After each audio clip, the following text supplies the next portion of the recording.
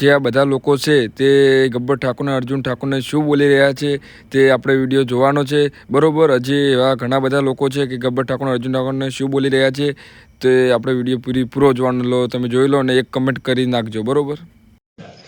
બોલો સદારામ બાપુની જય, બોલો લાધારો બાપુની જય, બોલો ઓગળ બાપજીની જય। આપણું બંધારણ સમાજે કર્યું હતું અને આ બે આપણામાં નરાધર્મો આપણામાં આવી જે વગાડ્યા આપણી એકતા સમાજ ઠાકોર સમાજની એકતા તોડી છે અને સમાજની બે હાથ જોડીની વિનંતી છે કે અહીંયાને ખાહરાના હાર કરીને પહેરાવો। આ ઠાકોરનું લોહી હોય તો આવું કરે જ નહીં, પણ આ ઠાકોરનું લોહી નથી એટલે આવું કર્યું છે। એટલે બહુ ઠાકોર સમાજની વિનંતી છે, બનાસકાંઠાથી બોલું છું, ખૂબ ઠાકોરની વિનંતી છે એટલે કે અહીંયાને ખાહરાના હાર કરીને પહેરાવો। આપણું ઠાકોર સમાજનો કોઈ આગેવાનોનો નાના મોટાનો કોઈ વ્યવહાર અહીંયા આ લોકોએ રાસો નથી। ગબ્બર ઠાકોર અર્જુન ઠાકોરે કોઈ સમાજનો આપણો નાના મોટાનો વ્યવહાર રાસો નથી। અહીંયાને ખાહરાના હાર કરીને પહેરાવો। કે ભાઈબંધ પાવર કરવો હોય તો પોતાના બૈરા જોડે કરાય, કેમ કે એ આપણી વહુ છે, આ સમાજ જોડે નહીં। સમાજ આપણું માને બાપ છે અને માને બાપ ધારે તો દીકરાને ગમે તે કરી શકે છે અને એને ઝૂકવું પણ પડે છે, લાગુ પડે એને ઉઢી લેવું અને સમાજમાં રહેવું અને સમાજના નીચે ચાલીને જ કામ કરવું। બાકી તમે જોયું અને મેં પણ જોયું, શું જોયું એ કમેન્ટ કરીને મને કહેજો। જય સદારામ બાપા, જય વગડ બાપા। જય માતાજી મિત્રો, જેમ જેમ ચૂંટણી નજીક આવી રહી છે નવા નવા નાટકો આ નેતાઓ કરી રહ્યા છે।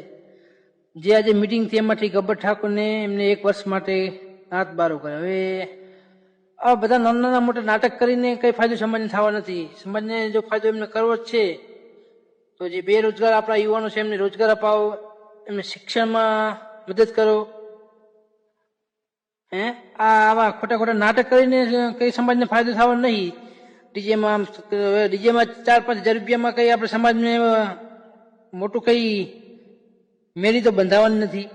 ડીજે બંધ કરાવો, આમ બંધ કરાવો, જે કરાવવાનું હોય બંધ કરાવો મિત્રો। દારૂ મેન ગુજરાતમાં છે, દારૂ બંધ કરાવો, પછી બીજા મોટા મોટા બણગા ઠોકો। આ નાના મોટા કામ કરીને હવે ચૂંટણી છે એટલે સમાજને દેખાડો કરે છે કે જો અમે સમાજ માટે શું કરીએ, પણ જે હકીકતમાં 3-4 વર્ષથી જે ચાલી રહ્યું છે દારૂબંધીનું એ તો કરો પેલા, એ તો તમારે કરવું નથી અને બીજા નવા નવા નાટકો કરીને અમે આમ કરી નાખ્યું, સમાજનું આમ કરશું, ફલાણું કરશું, એનાથી કઈ ના થાય। પેલા ગુજરાતમાં દારૂ બંધ કરાવો પછી બીજું કરો, બીજી બધું ખોટા ખોટા નાટક કરવાની જરૂર નથી, પેલા દારૂ બંધ કરાવો બસ।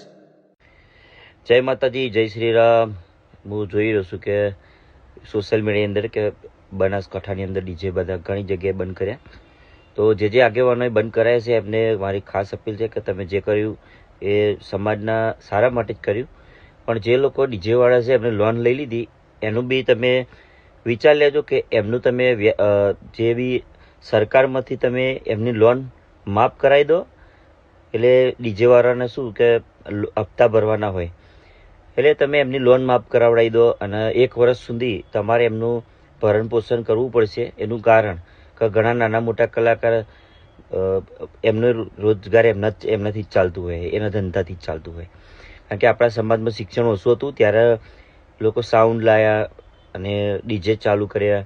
આપણા સમાજની વાત નહીં, ઘણા લોકો એવા છે કે કોઈ રસ્તો નહોતો એટલે આ ધંધો કર્યો હતો। એટલે તમે પેટ ઉપર તો લાત મારો કઈ વાંધો નહીં, અમે સમાજ માટે બધું કરવા તૈયાર છીએ, પણ તમે એમનું ભરણ પોષણ કરી દેજો પૂરું, 1-2 વર્ષ આપજો। કારણ કે નોકરીમાં છે ને 8-10-12 હજારથી કંઈ થતું નથી અત્યારે ઘરમાં। તમે મોંઘવારી શું નેતાઓને તો પગાર સરકાર આપતી હોય એને બધું મળતું હોય સહી કરવાના નાંતે, એટલે તમે ખાલી આટલું વિચારજો। અમે બધા તમારા સમાજવાળા જોડે જ છીએ, સમાજ આટલું અમારા માટે કરતા હોય તો અમે સમાજ માટે બધો ભોગ આપવા તૈયાર છીએ, પણ તમે આટલું કરી દેજો ખાલી કે કારણ કે ઘણી જગ્યાએ અમે બધા સમાજમાં આવેલા જ છે મિટિંગોમાં, એટલે ખાલી આટલું વિચારજો કે જે નાના મોટા સાઉન્ડવાળા છે જે લોન લઈને લાયા છે સાઉન્ડ, એમની લોન માફ કરાવી દો।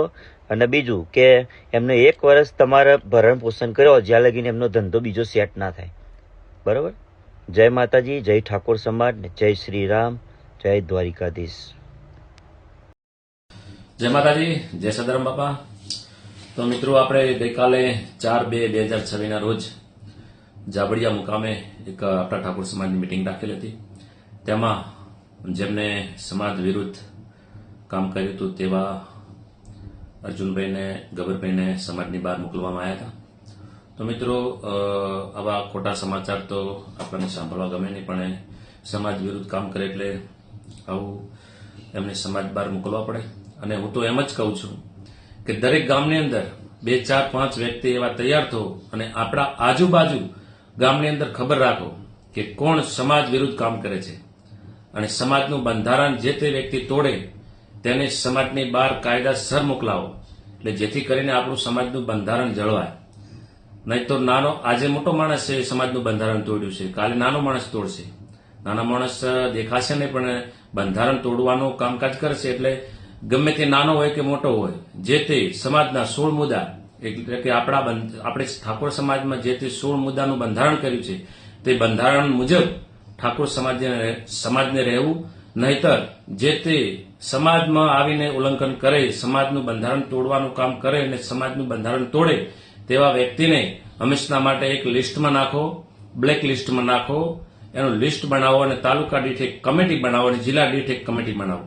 અને આની એક મિટિંગ મોટી રાખી અને તેમને જાહેરમાં આવા સમાજ વિરુદ્ધ, સમાજનું બંધારણ તોડવાનું જેમને કામ કર્યું હોય તેવા લોકોને જાહેરમાં એક મિટિંગ બોલાવી અને તેમાં મિટિંગમાં કહી દેવું કે આ વ્યક્તિએ સમાજ વિરુદ્ધ કામ કર્યું અને આ વ્યક્તિએ સમાજનું બંધારણ તોડ્યું છે, એટલે અમે આ સમાજ વિરુદ્ધ કામ કર્યું એ લોકોને અમે સમાજની બહાર મોકલીએ છીએ.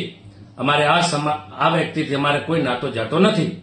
એટલે આવા દરેક ગામની અંદર કમિટી બનાવો અને દરેક ગામની અંદર 2, 4 વ્યક્તિ એવા સીઆઈડી બનો, જેથી કરીને આજુબાજુ ગામમાં ખબર રાખો કે કોણ ડીજે લાવે છે, કોણ લગ્ન પ્રસંગમાં શું લાવે છે.